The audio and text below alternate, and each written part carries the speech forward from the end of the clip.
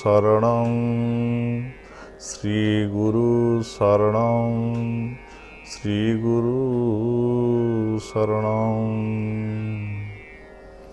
ॐ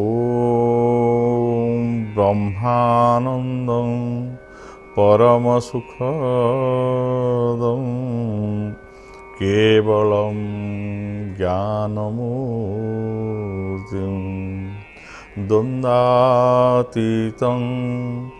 गगनसदृशं तत्त्वमस्यादिलक्ष्यम् एकं नित्यं विमलं अचलं सर्वाधिसाक्षिभूतं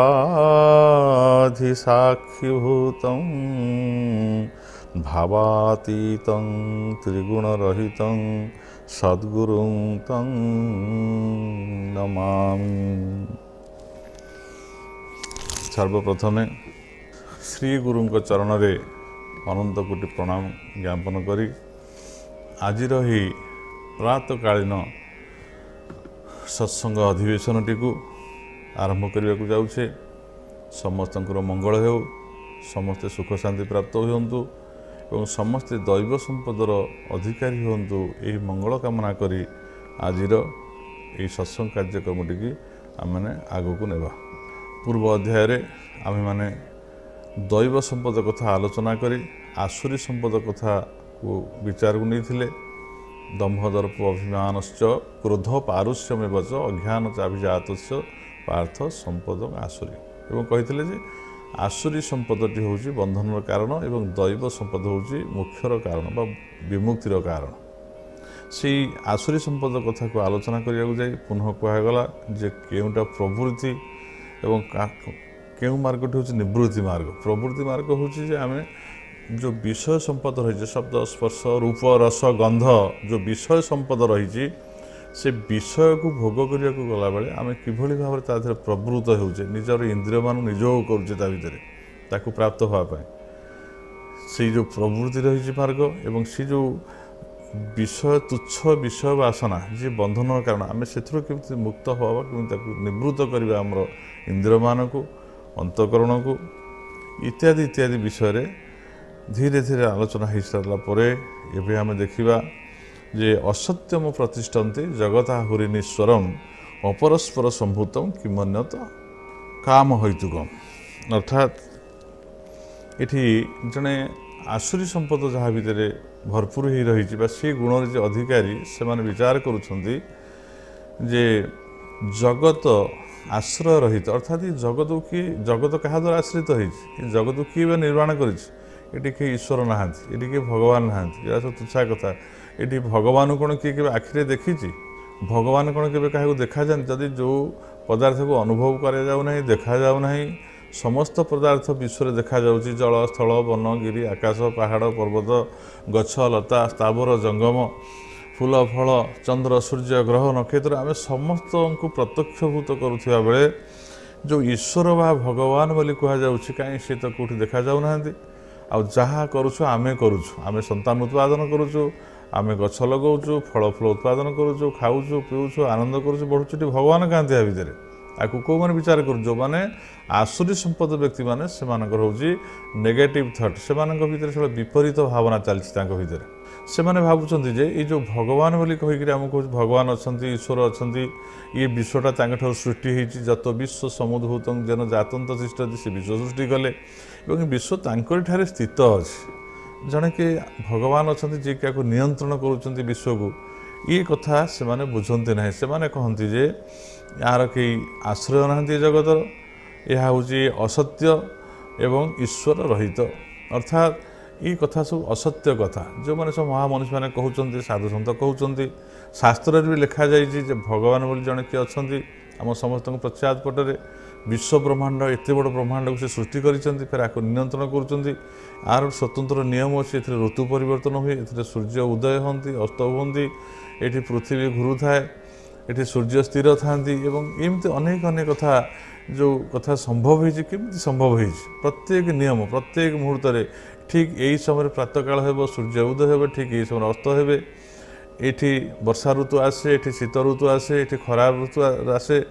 शीत बसंत आदि अनेक ऋतुर ये चर्या हुए परिवर्तन हुए अनेक फूल फलर संभार नहीं कि आसती ऋतुराज मैंने तेणु ये सब कथा केमी संभव हो तेणु निश्चिंत भाव में ये भगवान अच्छा किए कहते जो दैव संपद लोक मैंने दैव गुणर अधिकारी मैंने यही कथा विचार कर आसुरी संपद व्यक्ति मैंने कहते ना यह हूँ असत्य यह हूँ मिथ्या कथा कहीं भगवान कौट ये ना आम सूर्य को देखु उदय होती अस्त जाऊँच आम पृथ्वी बास करूँ आमे कृषि काम करूँ गोरक्ष करूँ वाणिज्य करूँ आम समस्त कार्य निर्वाह करी आम जीविका निर्वाह करूँ आम खाऊँ पीऊँ बंचीचु आ गोटे जब नूतन कथा कि सृष्टि होगी गोटे गचर मंजी पड़ा आ गोटे गछ है सेमती मु बीर्यदान कली स्त्री गर्भर से आ गोटे नूतन संतान संतति सृष्टि है तेणु ये सब कार्य तो आम करूँ ईश्वर क्या भितर तेणु यह हूँ गोटे बाजिया कथा ये ईश्वर ना हूँ अत्यंत असत्य कथा ये कथा कौ मैंने कहते ना जो मैंने आसुरी प्रवृत्ति लोक से भाषा हूँ जी भगवान बोली कौन पदार्थ ना ईश्वर कहीं ना आर नियंत्रक आ पश्चातपटे कहीं आम हूँ निजे निजे ईश्वर आम जहाँ चाहिए करें आम हाथ में सबकि अच्छे किंतु से ज्ञान पर्याप्त नुहे से हूँ गोटे सीमित छोटिया ज्ञान सी पर्याप्त ज्ञान अधिकारी न होते दाम्भिकता थी दर्पता थी अभिमान थी कठोरता थी पौरुषता कठोरता थी से समस्त कथा को फांकी दिखती से कौन सी कथा को शुणती ना एवं ये निरीश्वरवादी अर्थात से कहते जे ये भगवान कौन पदार्थ ना आमे कहार आश्रित नुहे ये जगत क्या द्वारा आश्रय ही रही ना केवल स्त्री पुरुषंकर संजोग व कामात्मक मिलन द्वारा गोटे नारी सहित ऋतु समय गोटे पुरुषर जो ऋतुचर्या हुए मिलन हुए कामात्मक मिलन हुए से काम द्वारा प्रवृत्ति द्वारा विश्व ब्रह्मांड सृष्टि होती जदि गोटे नारी द्वारा पुरुषर मिलन हुआ ना ताले आउ गोटे संतान बा गोटे सृष्टि केमिति होता तेणु ये गोटे हूँ जमी वृक्षरे पराग संगम द्वारा गोटे से गोटे फूलटे फुटे से पराग रेणु आसे आउ गोटे पृष्ठरे पराग रेणु थाए से पुंग अणु थाए एवं स्त्री अणु थाए या मधुमक्षिका द्वारा बा कौन से भ्रमर द्वारा सी आदान प्रदान हुए तांकर मिलन हुए से मंजी हुए फल हुए फूल हुए और से आउ गोटे सृष्टि हुए एमती नानादी बाहाना देखे से माने संसार भितर कहती जे ये संसार हूँ गोटे असत्य ये जो ईश्वर कथा कह असत्य एवं ये संसार पश्चातपटे कौन भगवान व ईश्वर सत्ता ना एवं नारी पुरुषंकर मिलन द्वारा कामात्मक मिलन द्वारा कामचर्या द्वारा निज शारीरिक सुख देवाक जाए गोटे नारी सहित पुरुष जो जो सेक्स बा जो काम प्रवृत्ति जो मिलन हुए सहित दैहिक मिलन हुए से मिलन द्वारा ही ये संसार सृष्टि होती भगवान कौन हाथ ना किए कौचे कथा ना असत्यम प्रतिष्ठन्ते जगताहुरी निश्वरम अपरस्पर संभूतम जड़े जन सहित संभोग क्रिया द्वारा ये सृष्टि तैयारी कर भगवान कौन हाथ ना जो माने असच्चरित्र व्यक्तित्व एवं जो माने नास्तिकवादी से माने केवल होती दंभ दर्प अभिमान थे व्यक्ति निजक भावुं मुझे बड़ आमे हूँ भगवान अहं महात्मा अहं धनवान मोतुल्य कुअस्ति भूतले मुझे महात्मा मुझे धनवान मुझे राजा मु चाहिए ये विश्व को ध्वंस कर दे पारि मु समस्त राज्य को जय करी मोठार बड़ कहीं ना कहीं दंभ अच्छी दर्प अच्छी अभिमान अच्छी मत समस्ते मानवे मत भगवान भाई पूजा करेंगे से दिन जमी हिरण्यकशिपु प्रजा मान पुत्र मान कहता ये भगवान ना नारायण ना मत पूजा कर मुझे बड़ तेणु ये केते साम्राज्यवादी मैंने गले विश्व को जय कर साम्राज्य प्रतिष्ठा कर निजक भगवान भाई पूजा कर आज से साम्राज्य ना कि आज से ना सब दाम्भिक थे से भाई असुर प्रवृत्तिर व्यक्तिशेष मैंने भावती ये भगवान को मानवर कौन आवश्यक ना ये भगवान बोली कहीं ना ये सृष्टि आम द्वारा नियंत्रित हो आम सृष्टि तैयारी करूँ फूल गछ लगाऊँ फल गछ लगाऊँ चाषबास करूँ कृषि करूँ गोरक्ष करूँ वाणिज्य करूँ सब आम द्वारा ही संभव हो भगवान कौटू आसला भितर यह केवल स्त्री पुरुषंकर मिलनात्मक संजोग ये संसारटी उत्पन्न हो अतएव केवल काम ही हूँ यार कारण ये संसार मूल कारण मूढ़ व्यक्ति मैंने कहते काम काम ही जदि काम प्रवृत्ति न था मनुष्य भितर ताहले संसार सृष्टि ही न था जो मानकर ज्ञान कम अच्छी ये कथा शुणिले भारी भल लगे प्रकृति तो आम भगवान देखुने ये भगवान क्या आ मु जदि गोटे पुरुष सहित नारी जदि कामात्मक मिलन हो नथा ताले आ गोटे सृष्टि होता केमी भगवान ये कौन कले जदि मिलन हेनी ताले सृष्टि केमती हम से ज्ञान पर्याप्त नुहे व्याप्त नुहे से बुझीपारती जे ये जो गछटी हाँ मुझे लगेली चाष कली कि से जो सूर्य किरण से पड़ा पंचभूतर जो प्रभाव रही से माटी दरकार पानी दरकार सब कथा दरकार ये जो नथा कौन गछ कर भितर आउ जो मंजीटी बुणुची से मृत तादे जो जीवनी शक्ति नथा भगवान सत्ता नथा से कौन गजा होता एमती अनेक कारण सब अच्छी वैज्ञानिक कारण अच्छी आध्यात्मिक कारण अच्छी ताकू जो विश्लेषण कराए ज्ञानी मैंने करेंगे से बुझीपारे भगवान सत्ता केमती अच्छी बा से केमती भगवान विश्व के नियंत्रण करुँच यार प्रच्छद पटे जो मालिक अच्छा ईश्वर बोली कहे किंतु ये माने ताकू मानिबे नाही को माने ना जो माने दैव गुणर अधिकारी नुहंती दैव संपदर अधिकारी नुहंती जो माने होचंती असुरी संपदर अधिकारी से माने एक कथा स्वीकार करिवे नाही से केवल कहिबे काम ही होची ये संसार मूल बीज मूल कारण काम काम प्रसूत संसार स्त्री पुरुषंग संभोग द्वारा असत्यम प्रतिष्ठन्ते जगत हरिणीश्वरम असत्य द्वारा ये संसार असत्य द्वारा ही चली ये सत्यता कौन अच्छे यार ये भगवान कहती ये भाव में विचार आसे कौ मानकर जो मान असुर संपदर अधिकारी ये दृष्टि मवष्टभ्य नष्टात्मान अल्प बोधय प्रभवन्तु गक्रमाण क्षयाय जगत अहिता यही मिथ्या ज्ञान को अवलंबन कर जो मानकर स्वभाव नष्ट हो गला तथा जो मानकर बुद्धि मंद जो माने समस्तंकर अपकारी से ही कुरकर्मा मनुष्य मानकर सामर्थ्य केवल जगतर विनाश करने ही होता है एतां दृष्टि अवष्टभ्य अर्थात यही भली भाव में भूल बुझावणा बा भूल दृष्टिकोण मिथ्या ज्ञान द्वारा आच्छन्न थिबा व्यक्ति माने संसार अनेक अहित करिथांती से द्वारा ये मंदबुद्धि खलबुद्धि व्यक्ति मान द्वारा विश्वर केवल कल्याण अकल्याण होता है द्वारा कौन उपकार हो न था से माने यही मंदबुद्धि व्यक्ति माने भगवान को भूली जावाई चेष्टा करती एवं निजक भगवान बोली भावुता निजक ईश्वर बोली भावुता कहते केतल मु महात्मा मुझे धनवान मुझे बलवान मु इच्छा कले मोर शक्ति सामर्थ्य राज्य जय करी धनर अधिकारी हो मत समझे प्रशंसा करेंगे मत निंदा करेंगे कहीं निंदा करेंगे ना जी निंदा करेंगे मुझे अत्याचार करी शासन करी समस्त शासक मु तो ईश्वर ना निजे भगवान सदृश ये भाव में जो मनुष्य भर विचारधारा रही से मनुष्य मैंने से जो अहमिका अभिमान दंभ दर्प द्वारा ये संसार को बहुल भाव में अनेक भाव में क्षति दियंती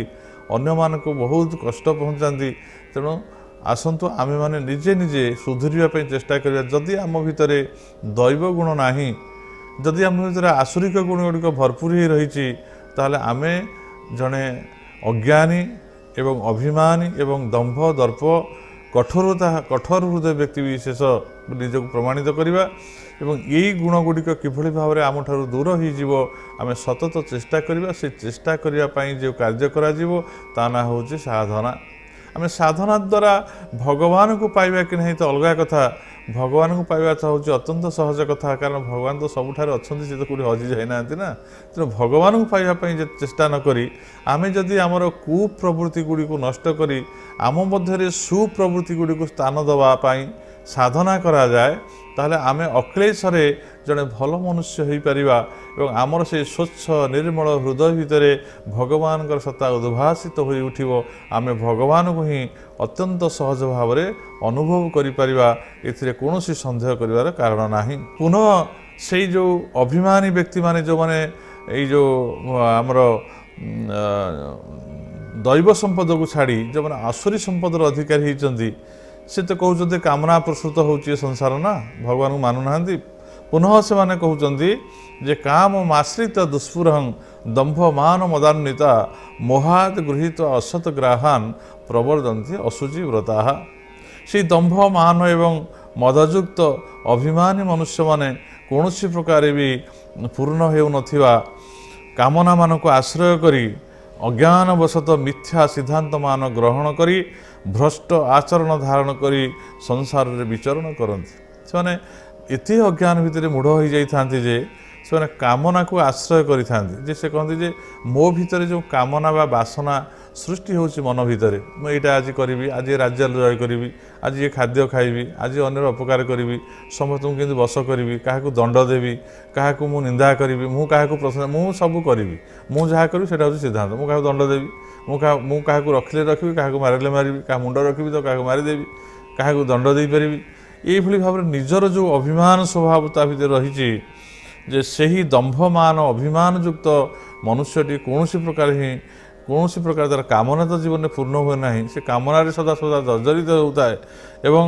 ସେ ଅଜ୍ଞାନବଶିତ ମିଥ୍ୟା ସିଦ୍ଧାନ୍ତ ଗ୍ରହଣ କରେ। ତାର ଯେଉଁ ଦମ୍ଭ ଦର୍ପ ଅଭିମାନ ଦ୍ୱାରା ସେ ସିଦ୍ଧାନ୍ତ ଠିକ୍ ଭାବରେ ନିଏ ନାହିଁ ଯେ ମୁଁ ଜଣେ ମନୁଷ୍ୟ, ମୋ ଏଇଟା କରଣୀୟ ନୁହେଁ, ଏଇଟା ଗୋଟେ ଖରାପ କାର୍ଯ୍ୟ। ଇଏ ଜଣେ ଗୁରୁଜନ ବ୍ୟକ୍ତି, ମୁଁ ତାଙ୍କୁ ସମ୍ମାନ ଦେବାର କଥା। ଇଏ ହେଉଛନ୍ତି ମୋର ପିତାମାତା, ମୁଁ ତାଙ୍କୁ ସମ୍ମାନ ଦେବା। ଇଏ ଜଣେ ବୃଦ୍ଧ ବ୍ୟକ୍ତି, ମୋର ତାଙ୍କୁ ସେବା କରିବା କଥା, ସମ୍ମାନ ଦେବା କଥା। ଏବଂ ସେ ବୃଦ୍ଧଙ୍କର ଯାହା ଆବଶ୍ୟକ ରହିଛି, ମୁଁ ଯେହେତୁ ବଳବାନ, ମୋ ପାଖରେ ଧନ ବା ମୋ ପାଖରେ ଶକ୍ତି ଅଛି, ସାମର୍ଥ୍ୟ ଅଛି, ମୁଁ ତା ମାଧ୍ୟମରେ କେମିତି ଆର୍ତ କ୍ଲିଷ୍ଟ ଜନତାଙ୍କର ସେବା କରିବି, ଦରିଦ୍ର ନାରାୟଣଙ୍କର ସେବା କରିବି, ବୃଦ୍ଧ ବ୍ୟକ୍ତିମାନଙ୍କର ସେବା କରିବି, ପିତାମାତାଙ୍କର ସେବା କରିବି ବା ତାଙ୍କୁ ସୁଖ ଦେବି, ଇଏ କଥା ମୋ ଭିତରେ ଆସୁନି। କାରଣ ମୁଁ ଜଣେ ହେଉଛି ଅତ୍ୟନ୍ତ କ୍ରୁର, ପାଷାଣ ହୃଦୟ, କଠୋର ହୃଦୟର ବ୍ୟକ୍ତି। ମୋ ଭିତରେ ପୌରୁଷତା ଅଛି, ଦାମ୍ଭିକତା ଅଛି ଏବଂ ମୁଁ ଈଶ୍ୱରଙ୍କୁ ମାନେ ନାହିଁ, ଭଗବାନ ବୋଲି କେହି ନାହାନ୍ତି। ତେଣୁ ମୋ ଉପରେ ସବୁ ନିର୍ଭର। ମୁଁ ଚାହିଁଲେ କାହା ମୁଣ୍ଡ ରଖିବି, କାହା ମୁଣ୍ଡ ଗଡ଼େଇ ଦେବି, ମୁଁ ଚାହିଁଲେ କାହାକୁ ଧ୍ୱଂସ କରିଦେବି, ମୁଁ କାହାକୁ ଠିଆ କରିଦେଇପାରିବି। ଏମିତି ନାନାଦି ଦୁର୍ଭାବନା ଦ୍ୱାରା ସେମାନେ ଗ୍ରସ୍ତ ହୋଇଥିବାରୁ ସେଇ ମନୁଷ୍ୟମାନେ ଏବଂ କାମକୁ ଆଶ୍ରୟ କରିଥିବାରୁ ସେଇ ଭ୍ରଷ୍ଟ ଆଚରଣକାରୀ ବ୍ୟକ୍ତି ସଂସାରରେ ବିଚରଣ କରୁଥାନ୍ତି। ଏବଂ ସେଇ ବ୍ୟକ୍ତି ବିଶେଷମାନେ ଆଜି ଯଦି ଆମେ ସଂସାର ଭିତରେ ଦୁଃଖ ପାଉଛୁ, ଆଜି ସବୁ ପ୍ରକାର ବ୍ୟବସ୍ଥା କରିବା ପାଇଁ ସରକାରଙ୍କ ଦ୍ୱାରା ମଧ୍ୟ ବ୍ୟବସ୍ଥା ରହିଛି ଯେ ସମସ୍ତେ ଘର ଖଣ୍ଡେ ଭଲରେ କରି ଅନ୍ତତଃ ରୁହନ୍ତୁ ଏବଂ ସମସ୍ତେ ମନୁଷ୍ୟ ଜୀବନ ବଞ୍ଚିବା ପାଇଁ ତାଙ୍କର ଖଣ୍ଡେ ଆହାର ଦରକାର, ସମସ୍ତେ ଅନାହାରରେ କେହି ନରନ୍ତୁ, ଖାଦ୍ୟ ପାଆନ୍ତୁ, ବସନ ଖଣ୍ଡେ ପିନ୍ଧିବାକୁ ପାଆନ୍ତୁ ଏବଂ ସାଧାରଣ ଭାବରେ ଯାହା ଆବଶ୍ୟକ ରହିଛି ମୌଳିକ ଆମର ଆବଶ୍ୟକତା ତାକୁ ପୂର୍ଣ୍ଣ କରିବା ପାଇଁ ଅନେକ ଚେଷ୍ଟା କରୁଥିଲେ ମଧ୍ୟ ପ୍ରକୃତରେ ଆମେମାନେ ଆଜି ସେ ଚେଷ୍ଟାରୁ ବିରତ ରହିଛେ ବା ସେ ଚେଷ୍ଟା ସଫଳ ହୋଇପାରୁନାହିଁ। ଆମେ ନା ଆଜି ଘର ଖଣ୍ଡେ ଭଲ କରିପାରୁଛେ, ନା ଭଲ ଖାଦ୍ୟ ଖାଇପାରୁଛେ, ନା ଭଲ ପିନ୍ଧିପାରୁଛେ। ଆଜି ଯେଉଁ ଦୁଃଖଦ ଅବସ୍ଥା ତାହା ଚାଲି ସଂସାର, ତାର କାରଣ ହେଉଛି ଏଇ ଦାମ୍ଭିକ ଲୋକମାନେ ଯେଉଁ ସଂସାରରେ ଅଛନ୍ତି, ଦର୍ପଶୀଳ ଲୋକମାନେ ଅଛନ୍ତି, ଅଭିମାନୀ ଲୋକ ଅଛନ୍ତି, ଯେଉଁମାନେ ଆସୁରୀ ସମ୍ପଦର ଅଧିକାରୀ ଲୋକମାନେ ଅଛନ୍ତି, ଭଗବାନଙ୍କୁ ମାନନ୍ତି ନାହିଁ, ସେଇ ଅସତ ପ୍ରବୃତ୍ତି ଲୋକମାନଙ୍କର ଯେଉଁ ଚିନ୍ତାଧାରା ଏବଂ ସେହି ଚିନ୍ତାଧାରା ଦ୍ୱାରା ଆମେମାନେ ବଶବର୍ତ୍ତୀ ହୋଇ ଆମ ସମସ୍ତଙ୍କର ସୁଖ ଶାନ୍ତିକୁ ସେମାନେ ନଷ୍ଟ କରିଛନ୍ତି ଏବଂ ସେ ଆମକୁ ଆସୁଥିବା ସୁବିଧା ସୁଖ ସ୍ୱାଚ୍ଛନ୍ଦ୍ୟ ଆମ ପାଇଁ ଯାହା କରାଯାଉଛି ବ୍ୟବସ୍ଥା ତାକୁ ଅପହରଣ କରନ୍ତି, କୌଶଳବଶତଃ ଅପହରଣ କରନ୍ତି, ତାକୁ ନଷ୍ଟ କରନ୍ତି ଏବଂ ସେମାନେ ଚିନ୍ତା କରନ୍ତି କାହାକୁ ମୁଁ ସାହାଯ୍ୟ କରିବି, ମୁଁ କାହାକୁ ସାହାଯ୍ୟ କରିବିନି, ମୋ ଉପରେ ନିର୍ଭର କରେ। ନାନାଦି କଥା ଏ ସଂସାର ଭିତରେ କରି ଆମମାନଙ୍କର ଅଶେଷ କ୍ଷତି ସଂସାରରେ ସେମାନେ କରୁଥାନ୍ତି ଏବଂ ଏଇଟା କେବଳ କ'ଣ ପାଇଁ ହେଇଥାଏ ନା ମୋହର ବଶବର୍ତ୍ତୀ ହେଇକରି ଅଜ୍ଞାନ ଦ୍ୱାରା ହେଇଥାନ୍ତି। ତେଣୁ ସେମାନେ ପୁନଃ ଚିନ୍ତା କରନ୍ତି ଚିନ୍ତାମ ପରିମେୟାଞ୍ଚ ପ୍ରଳୟାନ୍ତମୁପାଶ୍ରିତା କାମ ଉପଭୋଗ ପରମା ଏତା ବଦିତି ନିଶ୍ଚିନ୍ତା। ତଥା ସେମାନେ ଚିନ୍ତା କରୁଛନ୍ତି ମୃତ୍ୟୁ ପର୍ଯ୍ୟନ୍ତ ରହୁଥିବା ଅସଂଖ୍ୟ ଚିନ୍ତାକୁ ଆଶ୍ରୟ କରି ସେମାନେ ଥାନ୍ତି। ମୃତ୍ୟୁ ପର୍ଯ୍ୟନ୍ତ ସେମାନଙ୍କ କାମନା ଦ୍ୱାରା ଯେହେତୁ ସେମାନେ କହୁଛନ୍ତି ଶରୀରଟି ହେଇଛି ବା ସେମାନେ କାମନା ସମ୍ଭୂତ ବୋଲି ସଂସାରକୁ ଭାବୁଛନ୍ତି, ସେମାନେ ମଧ୍ୟ ବହୁ କାମନା ଦ୍ୱାରା ସଂଯୁକ୍ତ ହୋଇଥାନ୍ତି ବିଭିନ୍ନ ସମୟରେ ଏବଂ ତାକୁ ପୂର୍ଣ୍ଣ କରିବା ପାଇଁ ସତତ ଚେଷ୍ଟା କରୁଥାନ୍ତି ଏବଂ ଯେତେବେଳେ କାମନାଟିଏ ପୂର୍ଣ୍ଣ ହୁଏ ସେତେବେଳେ ସେ ନିଜକୁ ଅତ୍ୟନ୍ତ ବଳବାନ ଏବଂ ବୁଦ୍ଧିମାନ ବୋଲି ନିଜକୁ ଚିତ୍ରଣ କରନ୍ତି ଏବଂ ଯେତେବେଳେ କାମନାଟି ପୂର୍ଣ୍ଣ ହୁଏ ନାହିଁ ସେ କ୍ରୋଧରେ ଜର୍ଜରିତ ହୁଅନ୍ତି, କାହାର କ୍ଷତି କରିବାକୁ ଚେଷ୍ଟା କରନ୍ତି ଏବଂ ଅତ୍ୟନ୍ତ ଦୁଃଖରେ ବିଭ୍ରାଣ ହୋଇଯାଆନ୍ତି। ସେମାନେ ମରିବାର ଶେଷ ପର୍ଯ୍ୟନ୍ତ ମୃତ୍ୟୁ ପର୍ଯ୍ୟନ୍ତ ଅସଂଖ୍ୟ ଚିନ୍ତାକୁ ଆଶ୍ରୟ କରି ଏବଂ ବିଷଭୋଗ ପରାୟଣ ହୋଇ ଏତିକି ହିଁ ସୁଖ ବୋଲି ମନେ କରନ୍ତି। ସେମାନେ ଭାବନ୍ତି ଯେ ଏଇ ବିଷୟ ସୁଖ ହିଁ ହେଉଛି ପ୍ରକୃତ ଜୀବନରେ ସୁଖ। ଆମେ ଭାବୁଛନ୍ତି ପରମାର୍ଥ ସୁଖ ହେଉଛି ଆଧ୍ୟାତ୍ମିକ ଚିନ୍ତା ହେଉଛି ଆତ୍ମଜ୍ଞାନ ଲାଭ କରିବା, ମୁଁ ଆତ୍ମା ବୋଲି ଜାଣିବା, ମୁଁ ଶରୀର ନୁହେଁ, ଶରୀରଟି ହେଉଛି କ୍ଷଣଭଙ୍ଗୁର ଶରୀର। ଆଜି ଯେଉଁ ଶରୀରଟି ଅଛି ରକ୍ତ ମାଂସରେ ଗଢ଼ା ହେଇଯିବା ପଞ୍ଚଭୂତରେ ତିଆରି ହୋଇଯାଇଥିବା ଏହି ଶରୀରଟି ଇଏ କ୍ଷଣଭଙ୍ଗୁର ନଷ୍ଟ ଶରୀର, ଆଜି ଅଛି କାଲିକି ରହିବ ନାହିଁ। ମା କୁରୁ ଧନ ଜନ ଯୌବନ ଗର୍ବଂ ହରତି ନିମିଷତ କାଳ ସର୍ବ କାଳର ବସେ ସର୍ବେ ଚଳି ପବନ ଜହ୍ନେ ଘନାବଳି। ଏ କାଳ ବସରେ କେହି ରହିବେ ନାହିଁ, ନା ଧନ ରହିବ, ନା ଜନ ରହିବ, ନା ଯୌବନ ରହିବ। ଆମେ ଯେତେବେଳେ ଏ କଥା ଆମେ ଜାଣିଛେ, କିନ୍ତୁ ସେମାନେ କାମନାର ବଶବର୍ତ୍ତୀ ହୋଇ ଭାବନ୍ତି ଯେ ପ୍ରକୃତ ସୁଖ ହେଉଛି ଇନ୍ଦ୍ରିୟ ସୁଖ, ଧନ କମେଇବା, ଶରୀରକୁ ଚର୍ଯ୍ୟା କରିବା, शब्द स्पर्श रूप रस आदि गंध को आग्रहण करवा बा ताकू ग्रहण करवा बा शरीर को इंद्रिय मानक सुख दवा ही हूँ प्रकृत सुख आउ जो भगवान अच्छा विषय जाना ये हूँ सब बेकार कथा ये समय को नष्ट करने आवश्यक ना भल खाओ भल पिंध भल कमाओ एवं जदि तुम बल अच्छी अन्य पर अत्याचार कर ताठू छड़े आण जदि कौशल किसी तुम पाखे से कौशल प्रयोग कर अन्यर अर्थ सर्वस्व को अपहरण कर जदि तुम जो बल अच्छे पर स्त्री पर द्वारा को अपहरण कर ये नानादि कथा कुचिंता भितर से सदा सर्वदा बशवर्ती होकर रही था ये चिंता गुड़िक सब तांकर मरिबार शेष पर्यंत बा जीवन शेष काल पर्यंत बलवत्तर रहे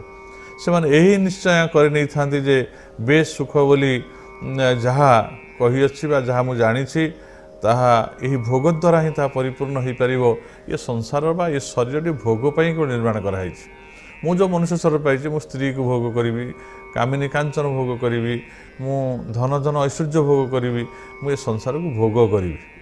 वीर भोग्या वसुंधरा से मैंने कहते अर्थात ये वसुंधरा जो वीर मान भोग्य कारक मु वीर मो भर कठोरता अच्छे दम्भ अच्छे दर्प अच्छे सब बल अच्छे मु समस्त को परास्त करी समस्त धन संपत्ति लुट करी समस्त को मु बशवर्ती करी शासन करी तेणु सी कहते वीरभोग्या वसुंधरा ये वसुंधरा एमती पड़ी मु जड़े वीर लोक मोर बुद्धि अच्छी कौशल अच्छी कपटी अच्छी मो असुर संपत्तर अधिकारी अच्छी मु समस्त को बशवर्ती करी समस्त को पराजय करी समस्त को नष्ट करी समस्त सुख शांति मु ये संसार भितर भोग करी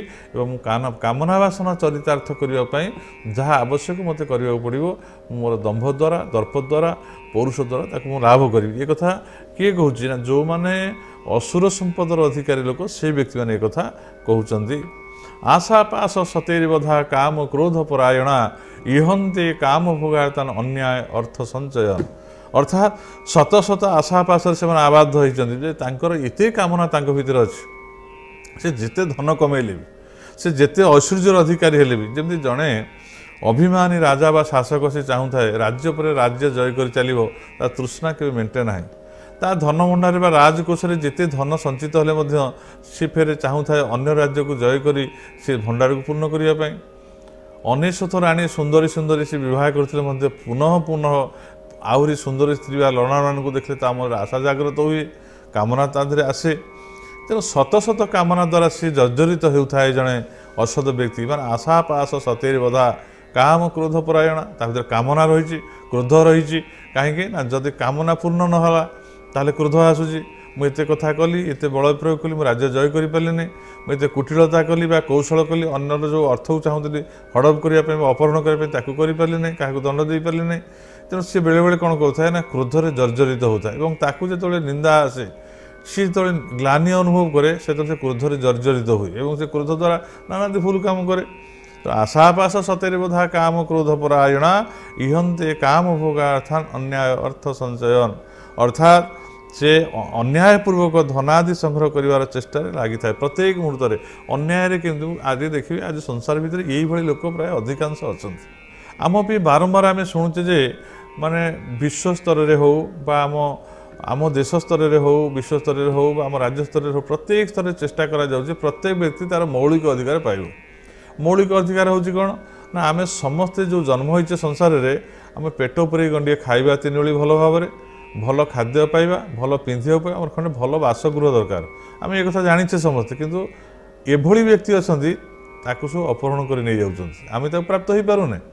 यह असुरी प्रवृत्ति थी लोक मान द्वारा आम समस्त निष्पेषित जर्जरित होचे दुख प्राप्त हो तेज ठीक अच्छे आज तो समय हो जाइए ये आलोचना जारी रगू तेणु आज समय हो जाइथिबारु आमे समस्तंकर सुख समृद्धि कामना करुछु समस्ते किभଳି भाबरे आसुरी संपद गुड़िक निज ठार असुरर प्रवृत्तियुक्त गुण गुड़िक त्याग करी जड़े दैव संपदर अधिकारी हेब यही कामना सहित लोका समस्ता सुखिन भवन्तु। हरि ओम तत्सत्। ओम शांति ओम शांति ओम शांति।